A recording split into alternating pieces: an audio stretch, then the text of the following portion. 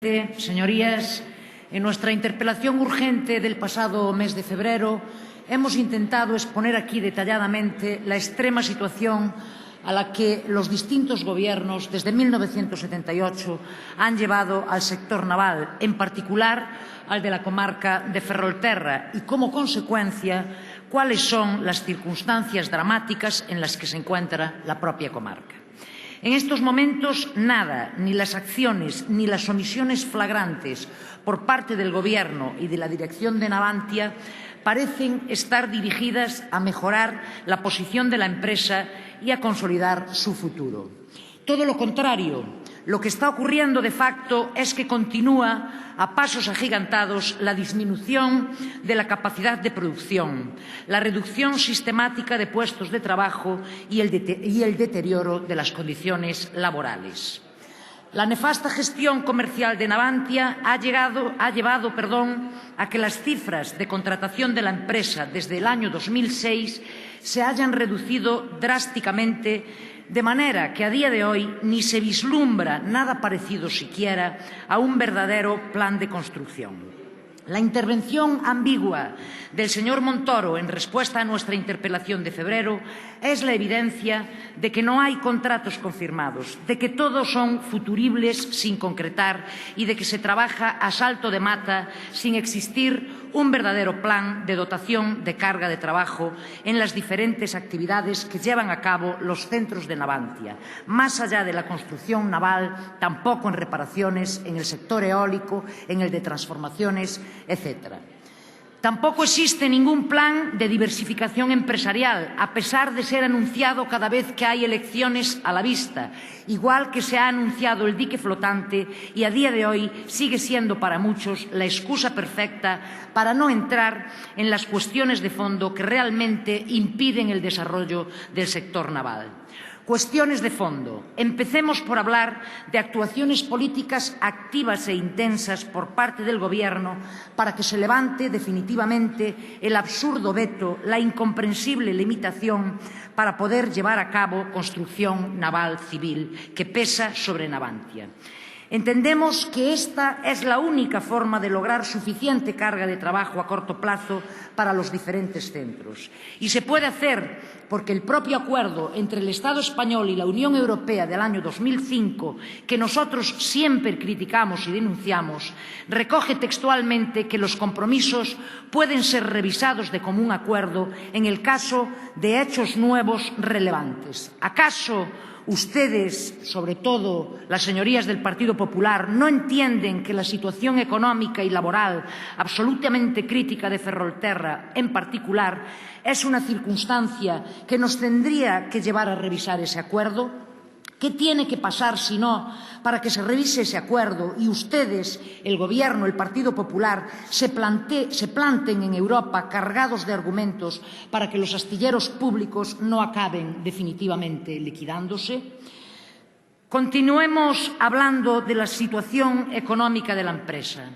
Las cifras de subactividad no cesan de aumentar desde el año 2009. Las consecuencias son gravísimas para los resultados de explotación de la empresa y la situación de su patrimonio neto y, por lo tanto, para los trabajadores, que son las primeras víctimas de esta situación próxima ya a la quiebra y muy semejante a la que se produjo en el año 2004 y que justificó la reestructuración en aquel momento.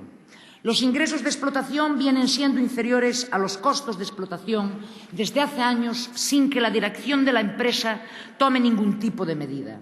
La fuerte caída habida en el año 2012 seguirá agudizándose hasta que se dote de carga de trabajo suficiente, no hablamos, por supuesto, de un simple y único flotel, a los centros. Los resultados de los centros de Ferrol-Fene entre el 2008 y el 2012 ponen de manifiesto que ha sido el único centro que, en conjunto, obtuvo resultados económicos positivos. Si la situación fuese la de contar con la carga de trabajo suficiente, los resultados podrían ser todavía mucho mejores y, por lo tanto, tendríamos mejores resultados en su conjunto también en la totalidad de Navantia.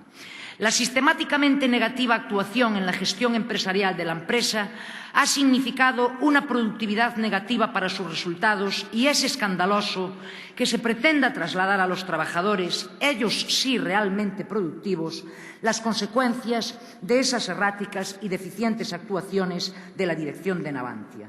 Por esto, es también absolutamente injustificable persistir en la política de permanente reestructuración del sector. Los costos de administración de la empresa se sitúan por encima de los 100 millones de euros anuales y siempre son superiores a los resultados negativos de explotación. Y, por lo tanto, es aquí, en los costos de administración, en la eliminación de los derivados de la subactividad como consecuencia directa de la ausencia de carga de trabajo y en la deficiente estructura financiera de la empresa, también consecuencia de las pérdidas continuas derivadas de esa errática gestión empresarial, es aquí, digo, donde se debe actuar con urgencia para normalizar la situación de la empresa y garantizar su futuro. No es tolerable seguir hablando de reestructuración, de amortización de puestos de trabajo y de elevados costos salariales cuando, por ejemplo, el cuadro de personal en el centro de la empresa en Madrid se incrementó en un 25% con relación al inicial de la creación de Navantia en el año 2005. Al mismo tiempo, la masa salarial en los últimos 4 años se ha reducido casi un 6%. Por lo tanto, no es una nueva reestructuración la que va a mejorar la posición de la empresa. Una reestructuración ya anunciada y recogida en la memoria de la empresa del año 2012 y que parece querer allanar definitivamente el camino de una estrategia de liquidación progresiva de los astilleros públicos. Estrategia, por cierto, que ya se aplicó de facto a los astilleros de Fene, que ya no existen ni siquiera como centro separado con capacidad para realizar proyectos propios. Por la parte que le toca al Gobierno, es imprescindible también que el Ministerio de Defensa cumpla estrictamente en plazo el plan de financiación de sus programas y que el Ministerio de Industria haga también lo mismo, precisamente para que sus incumplimientos... Termino, señora presidenta, para que sus incumplimientos no sigan agravando los gastos financieros de Navantia y sus resultados económicos totales. En definitiva, una serie de medidas las que proponemos que también se detienen en la creación de un complejo integral de la construcción naval de la ría de Ferrol para optimizar los resultados de los centros. Y también, por último ya, señora presidenta, facilitar, esta es otra de las medidas que proponemos, que la Xunta, tal y como se recoge en la Lei del Sector Naval de Galiza, aprobada por unanimidad en el Parlamento gallego, pueda participar en el Consejo de Administración de Navantia. Termino. Nuestra intención con esta moción es que los distintos grupos entiendan con claridad la necesidad de actuar ya con decisión y con inmediatez para salvar a un sector que en el caso de Galiza es estratégico. Pretendemos que no se consume la destrucción de uno de los pilares de nuestra economía y para ello adelantamos nuestra disposición de llegar a acuerdos con aquellos grupos que han presentado enmiendas, termino, en el sentido de clarificar y enriquecer el texto inicial y no en el sentido de hacer que se hace